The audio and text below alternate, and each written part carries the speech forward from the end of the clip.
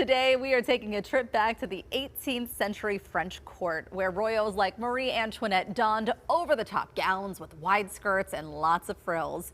A junior at Pitt decided to make her own dress that would fit right in with that lavish lifestyle.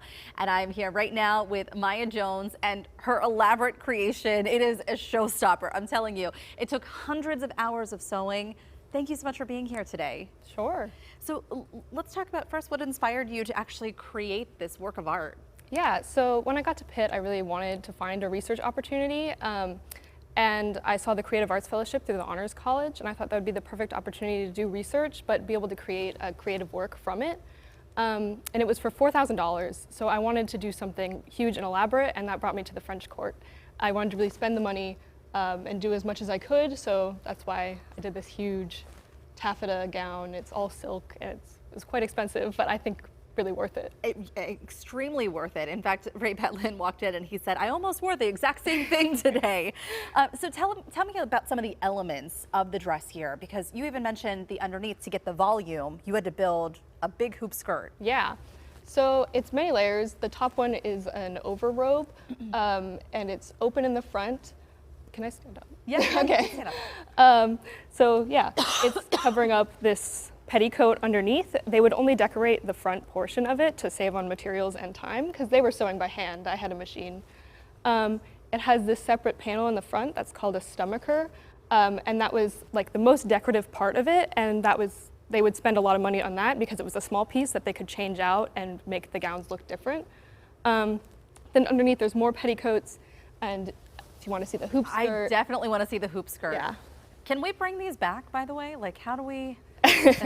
Yeah. What was the hardest part about building it? Was it the hoop, or how did you do that? How did you accomplish it? It was definitely the hoop. It was a lot of troubleshooting. I bought a bunch of material and it didn't end up working, so then I had to spend more money to get this steel hooping wire. It's what they use for tutus, and that's what ended up going in. In the period, they would have used cane and steamed it into position, but I just didn't have the materials to like be able to steam that much cane. And so you did a lot of research for this project as well. So what did you find out about 18th century French fashion and design? I found out a lot about this particular style. This is called a robe à la française, and it's distinctive because of the pleats in the back of it. But it wouldn't have always been this wide. This was a very particular style, the grande robe à la française, that was just worn at court for about, I don't know, 20 years. That Marie Antoinette preferred this over the style that Louis XIV had implemented. So I thought this was a really cool like microcosm of the French court. You've learned so much, and you know, there's also some things that have popped up where this may have been kind of the start of what we now know as fast fashion in a way. Yeah, so these would have been worn only once, so in that way it is kind of fast fashion because they would put hundreds of hours into this, like 40 plus seamstresses working on this one gown, and then she could only wear it one time before it would have been improper to wear it again. They would have reused it, like retrimmed the gown to get more wear out of it, or it would have gone to the secondhand clothing industry. But it was still trends moving so fast that in a way that is, I think, familiar to us today. Very familiar to us, yeah. Although they didn't have online to be able to order in 5 minutes. Yeah, true. Talk about your focus too at Pitt, because this is something that you hope to pursue later on after you graduate. Yeah, I'm hoping to be a costume designer. At Pitt, I'm a theater major, and then I work a lot with the costume department. I'm designing a show in the spring, Spring Awakening.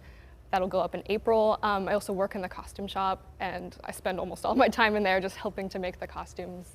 It's something I really love to do, and I hope to go to grad school to do it as well. When you see this, and it is on display, right, at Pitt? Yes, it's in Hillman Library on the 3rd floor. So when you see this on display, is there something that you are particularly proud of when you look at this design and what you were able to accomplish?